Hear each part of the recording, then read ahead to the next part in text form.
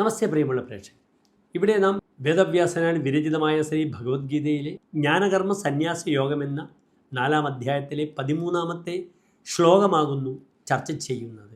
ചാതുർവർണ്ണ്യം മയാ സൃഷ്ടം ഗുണകർമ്മ വിഭാഗശഃ തസ്യ കർത്താരമഭിമാം വിദ്യകർത്താരമവ്യയം. ഇനി ശ്ലോകത്തിൻ്റെ പദച്ഛേദം ശ്രദ്ധിക്കുക.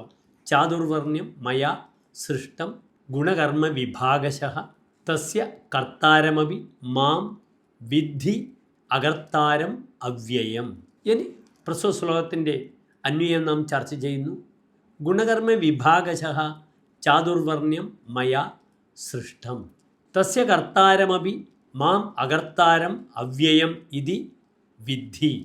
ഇനി പ്രസ്തുത ശ്ലോകത്തിൻ്റെ സാരാംശം നാം ചർച്ച ചെയ്യുന്നു, ശ്രദ്ധിക്കുക.